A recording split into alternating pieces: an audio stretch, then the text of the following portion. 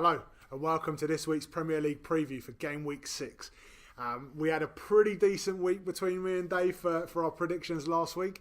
I got 7 out of the 10 right, which I'm pretty happy with. And, 2 exact matches. 2 exacts, and I'm very pleased with the fact that I put a little bet on the old over 2.5 goals based on who I said was going to win. Have a look at the results up here, and that bet came off. Yeah, and I decided I'd back Newcastle. And I thought I'll get away from the 50% thing. And where did it leave me? 5 out of 50% 10. Dave. There we go. But I did get an exact match. T-shirt's coming soon. 50% Dave. Yeah, I'm not buying one. I'll get you one, mate. Don't worry. Yeah, 50% off, maybe. All right. Look, we're going to get straight into it this week, and we're going to go straight for the guts of what we think is going to happen this weekend. Some more cracking fixtures. We love the Premier League, and we love that it's here this weekend again. So let's have a look. The opening game of the weekend, Fulham-Watford. This is an interesting game. Craven Cottage. Yep. So Fulham played pretty well there last time. I'm not going to mess around. I think Watford played well enough against United. That would have hurt them. Yep. They're going to bounce back. But Mitrovic at home's got to be bagging in at least one, right? So for that reason, 2-1 Watford. 2-1 Watford. You know what? I reckon that I think Watford will be reeling a bit from losing to United and not starting the way they wanted to start in the game last time. But I do think that Fulham at home, lunchtime kickoff, they'll be reeling from the way they played against City. They did not do themselves justice in that game. I actually think this is going to be a score draw. I think there's going to be a score draw here, and I'm going to go for 2-2. I think there's goals in both teams. I think both teams have shown that they will concede goals as well. Mitrovic is on fire. Andre Gray's on fire. 2-2. Nice. Yeah. Fair. All right. This is a tough one for Burnley. Burnley at home to Bournemouth. Bournemouth on fire. Lots of pace. Strikers with lots of confidence and in form. Burnley haven't scored any goals. They've hardly scored a goal all season, and their strikers have got none. What's going to happen here, Dave? You got one team whose offense is playing beautifully, one team whose isn't, but also their defense isn't. I mean, for me, it's just got Bournemouth all over it. I know it's Burnley hosting, but I just can't see Bournemouth being kept at bay. And I think it'll be comfortable 2-0. Yeah, I think Bournemouth will go there again full of confidence. I do think Burnley at home will have a go though, and I think that this is another game that you look down the fixture list if you're a team like Burnley and think we have to pick points up against teams like Bournemouth. Like we're not gonna get wins away at Spurs or United or City or Liverpool, but at home against Bournemouth is where we can pick up our points. I think they'll go for it. I don't think they'll have enough quality, and I think that Bournemouth are in too good a form to lose this game. So I'm going to go 3-1 Bournemouth on this one. 3-1. Yeah, like it. Yeah. All right, so Cardiff, they would have been looking forward to this all season so far, hosting champions Man City. Look, we saw Cardiff plucky against Chelsea, but Plucky's ultimately lacking a lot of quality, and I cannot see them being able to withstand City, who have got even more attacking threats than Chelsea did. I think that City are going to comfortably win this game. I'm going to go for 5-0. Oh, yeah. See, I rate Etheridge. I do rate him, and he's going to face 50 shots. How many can he stop? Yeah. But he will save a few, but I still think it'll be big. I don't see them scoring like they did against Chelsea. I think that was a little fluky. Yeah. I'm going to go 4-0 City. It's not looking good for Cardiff when me and Dave are going 4 and 5-0. It's sorry, Neil. Could be a tough weekend. Palace and Newcastle. They both haven't been great. I think Palace at home.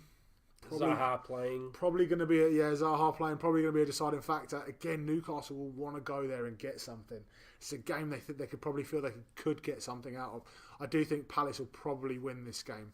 I think they'll win it 2-1. Hold the press though. Yeah. Benteke's injured. Did you know? Yeah, well, that means somebody's actually seen him. Yeah, he's alive.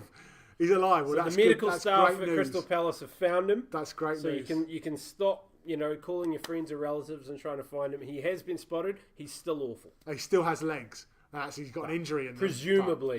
Yeah. Look, great to see that you're alive, Christian Benteke. I hope you find your scoring boots or some talent or something somewhere in the physio's room somewhere and come back fighting fit.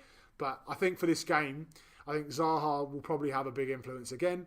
I think Townsend will probably have an influence against a team that he played at before, and probably have a point to prove. He's that kind of player that probably turns up. He's more of an occasion player than a consistent throughout the year player, and when he fancies it, he's really good. I think he'll fancy it against one of his old teams. I think that Palace probably have too much and they're going to get a 2-1 win here. Well, call me crazy. He's doing it twice.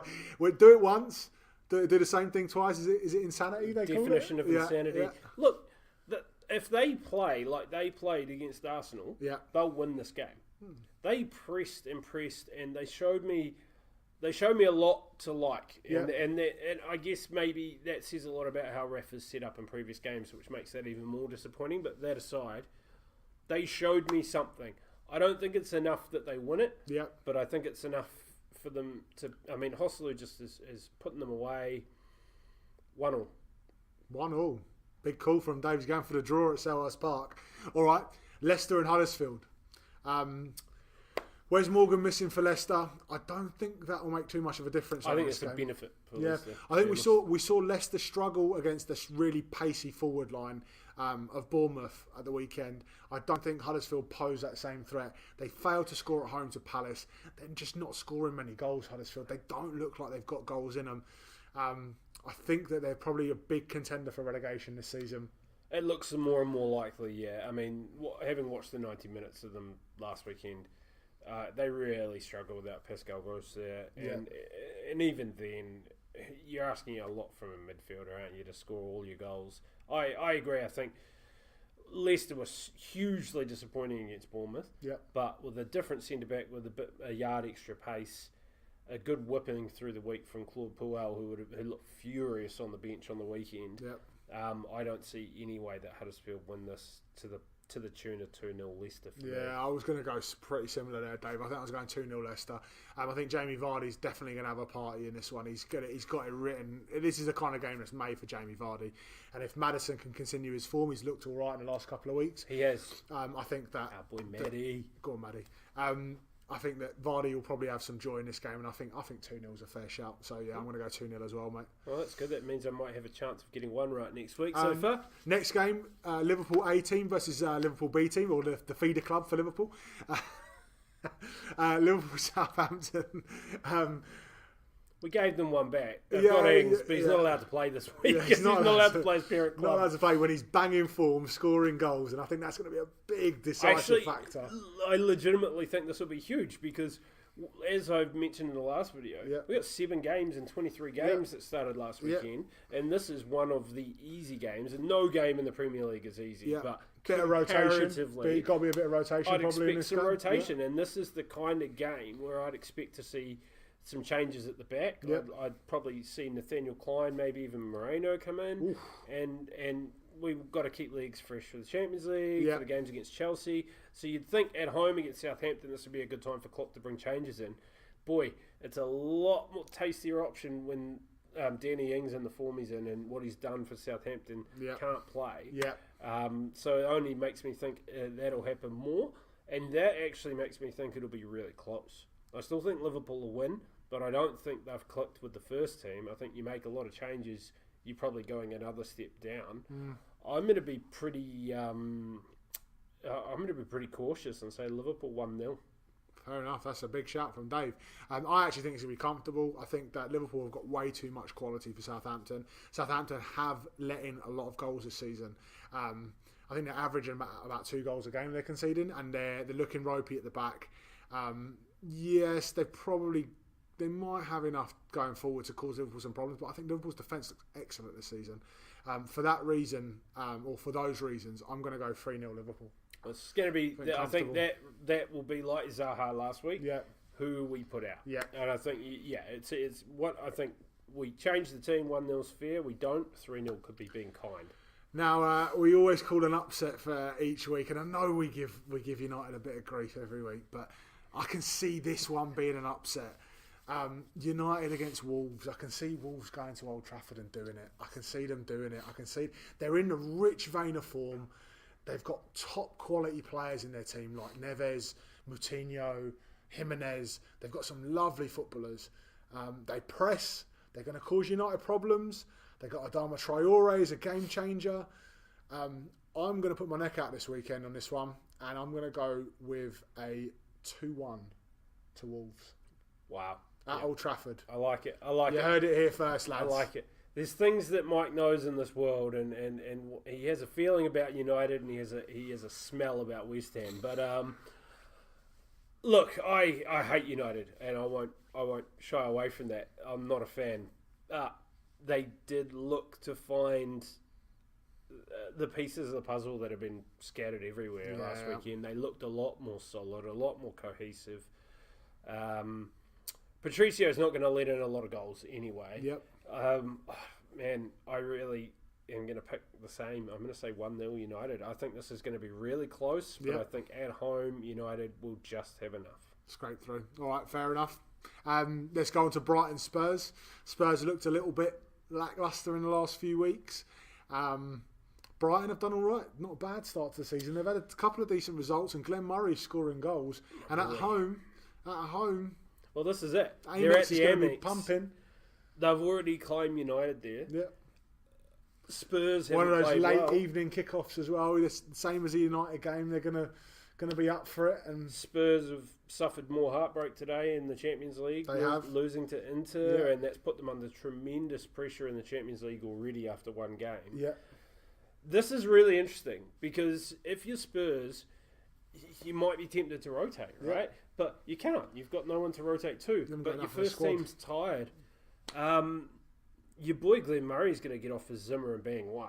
I mean, he's just too good. And Vorm, I'm sorry, but no. Not good enough. Not good enough. The shot that he let over the line from Wijnaldum on the weekend, no keeper should be allowing Lloris wouldn't be letting that in. No way.